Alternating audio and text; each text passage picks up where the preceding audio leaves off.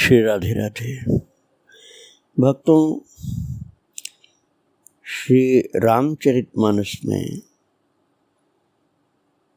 ये कहा गया है कि बिनु सत्संग न हरि कथा, तेहि बिनु मोह न भाव। मोह गए बिनु राम पद, होय न दृढ़ अनुराग। बिना सत्संग प्राप्त हुए हरि की कथा, भक्त भगवंत चरित सुनने को नहीं मिलता, और उसके बिना मोह नहीं जाता, और मोह गए बिना दृढ़ अनुराग भगवान से नहीं होता। और मिलन रघुपति बिनु अनुरागा, किए कोट जप जोग विरागा। भगवान बिना प्रेम के नहीं मिल सकते हैं, और वो प्रेम मिलता है मोह जाने पर, और मोह जाता है भक्त भगवंत चरित सुनने पर, और वो मिलता है सत्संग से। इसलिए सत्संग से प्रारंभ करना होगा, और फिर मोह भगेगा, भगवत प्रेम जागृत होगा, दृढ़ अनुराग जब होगा तब प्रभु की भेंट होगी, मिलन होगा। और आप श्री भागवत रसिक जी का चरित्र श्रवण कर रहे थे, उसमें आपको यही सुनाया जा रहा था कि उन्होंने जहाँ वो रहते थे सागर के पास, गढ़ा कोटा मध्य प्रदेश में, वहाँ से चल करके श्री वृंदावन धाम आए और अपने गुरुदेव के गुरुदेव का सत्संग प्राप्त किया। उससे उनका मोह संसार से बिल्कुल हट गया, और भगवान में दृढ़ प्रेम हो गया। प्रेम की अधिकता के कारण इतनी व्याकुलता हुई कि लगता था प्राण नहीं बचेंगे। तो उन्होंने नित्य निकुंज विहारी भगवान से प्रार्थना की कि आप गुरुदेव के सहित दर्शन दीजिए। गुरुदेव का तात्पर्य यहाँ श्री हरिदास जी महाराज, जो अनन्य रसिक शिरोमणि गुरुदेव, वो और श्री बांके बिहारी, जिनको कुंज बिहारी कहा जाता है, उन दोनों लोगों ने अपने दिव्य दर्शन प्रदान किए, और निर्निमेष नेत्रों से वो देखते रहे। चंद्रमंडल को विलज्जित करने वाला उनका ललित लावण्य युक्त मुखारबिंद श्री कुंज बिहारी जी का, विशाल रसीले अनियारे विलोचन, मधुर स्मित से सजे करुणाभ आधर पल्लव, मंजुल रत्नावलियों से अभिलषित उरस्थली, अलंकारों की कोमल दीप्ति से आभूषित अंग अंग, कमनीय नील निचोल और सुर्ख रंग की सौरभ सनी ओढ़नी, उनके हाथों में वीणा, वो उसे बजा रही है। भक्तों, श्री हरिदास जी महाराज वीणा बजाते हुए दिखलाई पड़े, और बांके बिहारी की अद्भुत छवि दिखलाई पड़ी उनको। यह दर्शन उनको निधिवन में हुआ था। उस समय बांके बिहारी का मंदिर नहीं बना था जो वर्तमान में है। उनके मुखारबिंद पर नए नए भावों को अभिव्यक्त करने वाली रेखाएं आनंद सिंधु की चपल उर्मियों के सदृश खेल रही थी। अब उन्होंने अपनी वीणा एक ओर रखकर अपने दोनों हाथ फैला दिए। सहसा उमंग से भरे किशोर युगल उनकी गोद में आकर बैठ गए, और ललिता जी ने उन्हें अपने वक्ष से लगा लिया है। किशोर दंपत्ति से संयुक्त इस सखी वपु का दर्शन वे सुध बुध खो करके देख रहे थे, प्राप्त कर रहे थे। सहसा सब कुछ एक विशाल ज्योतिमंडल में विलीन हो गया और फिर उस ज्योतिर्मंडल से आविर्भूत हुआ निधिवन राज का लता पल्लवों से आच्छादित भव्य प्रांगण, जहां नीलमणि की कांति के कोमल लावण्य में लिपटे श्री बिहारी जी महाराज मुस्करा रहे थे और हजारों नर नारियों को आगे करके कुछ संत गा रहे थे, बड़े भाव से गा रहे थे। आज तो विराजे वर सुंदर बिहारी जो, आज तो विराजे वर सुंदर बिहारी जो, निरखत नयन जिए प्रेम रस पान किए, बिल सत चित दिए अति हितकारी जो, आज तो विराजे वर सुंदर बिहारी जो, रीझ रीझ अंक भरे प्राणन सो प्राण अरे, सुख को समूह धरे परम उदारी जो, ललित आनंद पाए मिले दो एक भाई, छिन छिन बाढ़े चाय रूप की उजियारी जो, आज तो विराजे वर सुंदर बिहारी जो, आज तो विराजे वर सुंदर बिहारी जो। ये संत लोग गा रहे थे। तभी किसी ने पीछे से अचानक आकर भगवत दास जी के कंधे पर हाथ रख दिया। पूछा, कौन भगवत? यह आवाज मोहिनी दास जी की थी। मोहिनी दास जी मैंने पहले आपको बताया था कि इनके गुरुदेव थे भगवत दास के। जो छोटा वृंदावन बनाया गया था ओरछा के निकट में, वहीं दीक्षा मिली थी मोहिनी दास जी से। और अब मोहिनी दास जी के गुरुदेव इनको यहाँ प्राप्त हुए हैं, जिनका सत्संग मिला है। और जब पीछे से कंधे पर हाथ रख करके कहा, कौन? भगवत। तो ये आवाज गुरुदेव की पहचान लिया उन्होंने और भगवत दास जी ने नेत्र खोल दिए। पीछे घूम करके उन्हें ऊपर से नीचे तक निहारा और उनके चरणों से लिपट कर पूछने लगे, आप यहाँ इस समय क्या करने आए गुरुदेव? मैं तो आपको देख ही नहीं पाया। मोहिनीदास बोले, इस समय क्यों? सवेरा होने को है। तू समझ रहा है कि रात है? अरे सवेरा होने को है। देखो, पश्चिम दिशा में उतरते चंद्रमंडल का प्रकाश पीला पड़ने लगा है और तू समझ रहा है कि मैं आधी रात में तेरे पास आया हूं। आधी रात नहीं, अब सुबह है। और पूर्व दिशा में देखो, अंधेरा छटने लगा है। इस समय तो प्रतिदिन ही हम यमुना नहाने जाते हैं। पर तुम कहो, क्या तुम रात भर यहीं पड़े रहे थे? गुरुदेव ने शिष्य भगवत दास से पूछा और फिर कहा, मैंने तो समझा कि तुम उन लोगों के साथ उधर ही निकल गए हो। भगवत दास ने खड़े होते हुए कहा, पड़ा नहीं हूं, जहां मेरी जगह है वहीं आ गया हूं और जो पाना है उसे आपके चरणों की कृपा के बल पर पाने की कोशिश कर रहा हूं। आपके चरणों की कृपा से मुझे सब कुछ प्राप्त हो रहा है। तो गुरुदेव ने कहा, ठीक है, आज भंडारा है, कहीं जाना नहीं, यहीं सेवा करना और प्रसाद भी पाना। ऐसा कहते हुए मोहिनी दास जी आगे बढ़ गए।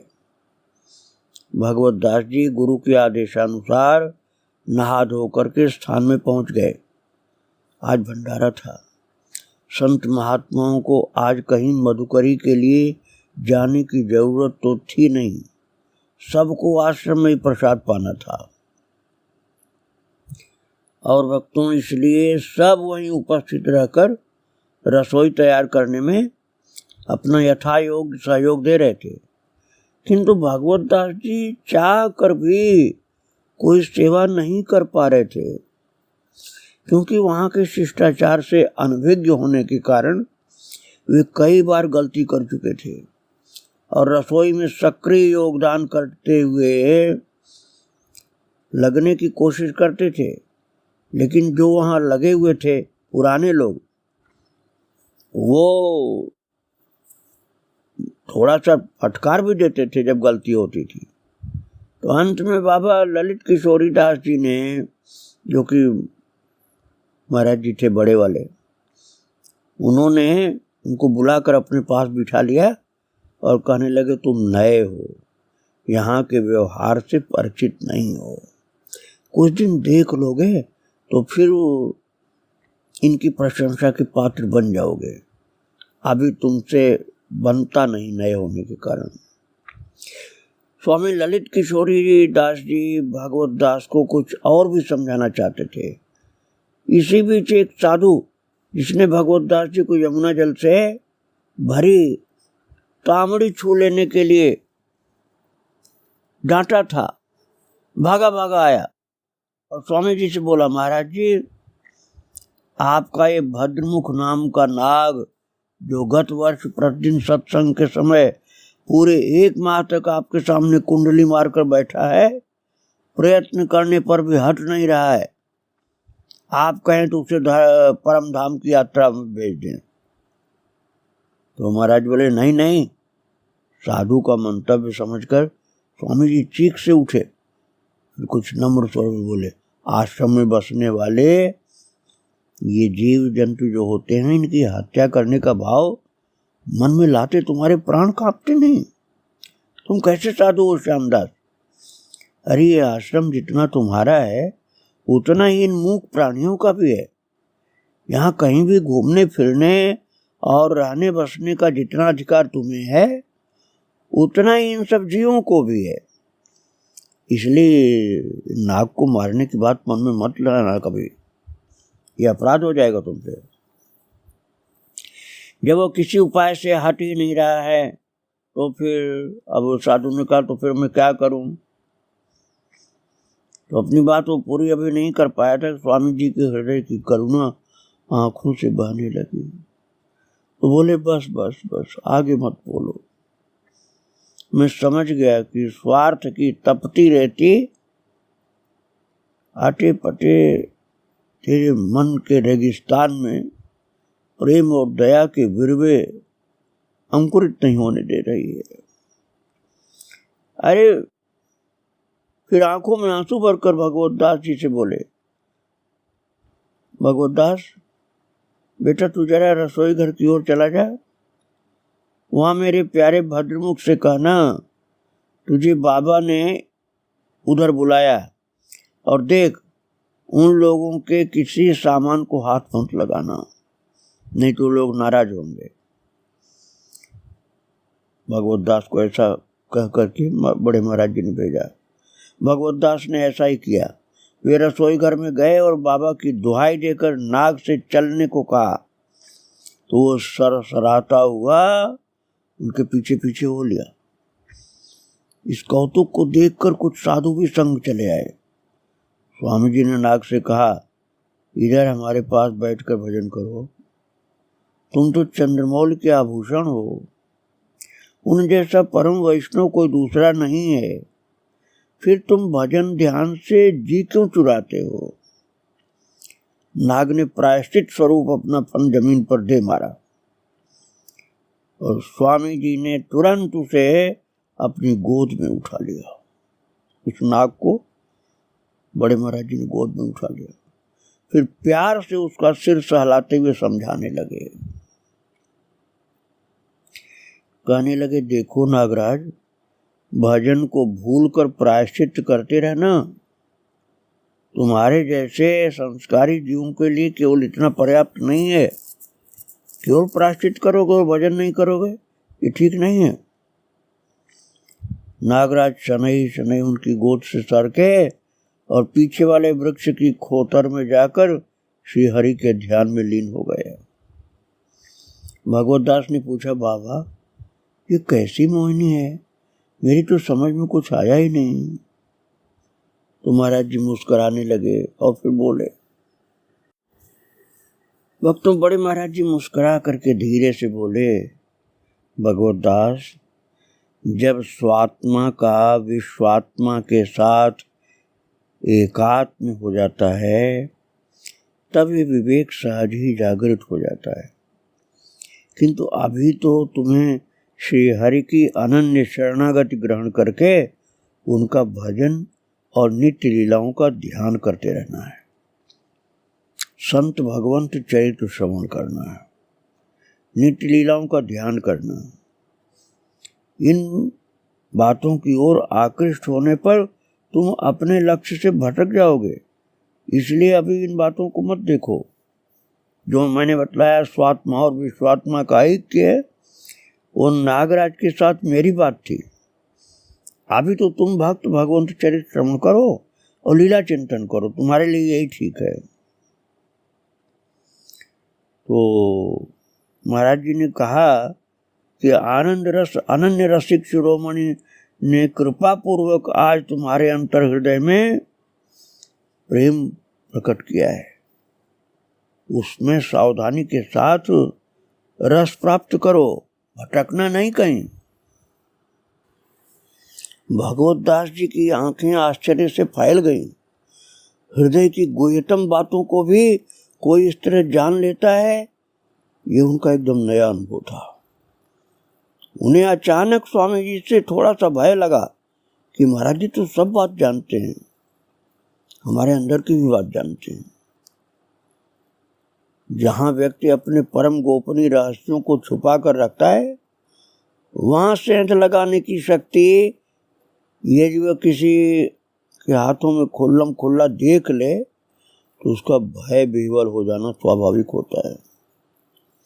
जब उनके चेहरे का तेज उड़ने लगा, शरीर पसीने से लथपथ होने लगा और हाथ पैर कांपने लगे, तो स्वामी जी को समझने में देर नहीं लगी कि माजरा क्या है। उन्होंने भगवत दास जी को तसल्ली देते हुए कहा, भैया जिस पिटारी को हमने ही बंद करके तुम्हारे हाथों सौंपा है, उसके भीतर क्या रखा है वो हम नहीं जानेगा तो और कौन जानेगा। घबराओ नहीं तुम।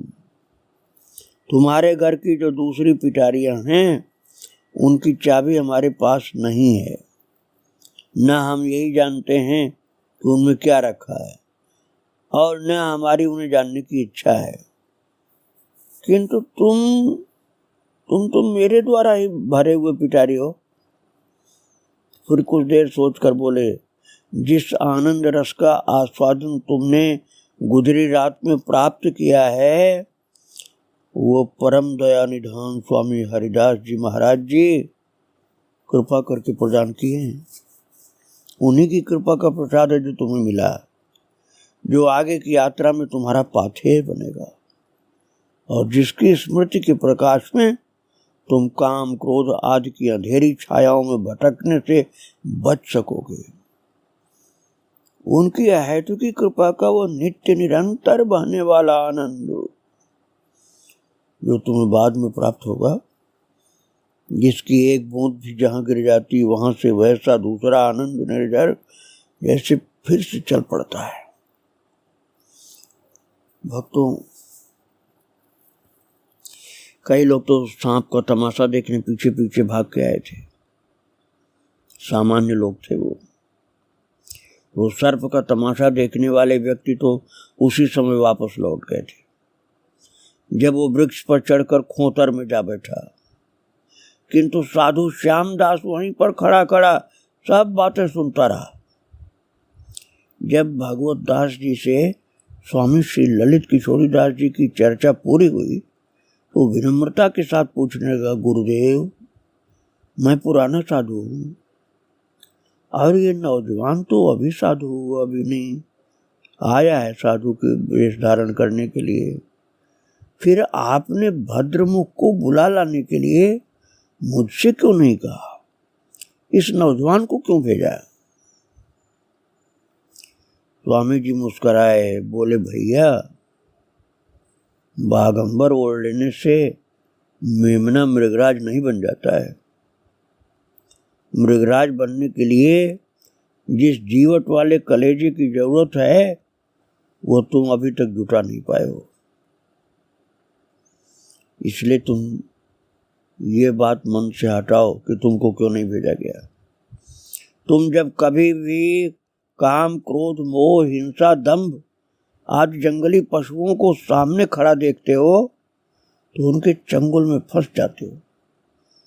तुम कायर हो। अभी तुम्हारे जैसे बुजदिल के मुख से निकली हुई मेरी बात भी ठंडी पड़ जाती, और उस स्थिति में यह नाग उसे कान कैसे कर देता? तुम्हारी बात वो नहीं सुनता। श्यामदास फिर गर्दन झुका करके सिर खुजलाता रहा और लठ की मार से सर्प को परम धाम पहुंचाने की हौस थी, उसी को बहादुरी समझता था वो कि मैं तो लठ से मार दूंगा, नाग मर जाएगा। लेकिन महाराज जी को ये बात तो बिल्कुल स्वीकार नहीं थी। इसलिए उन्होंने भगवत दास को भेजा था कि उस नाग महाराज को ले आओ, नहीं तो मारेगा वो।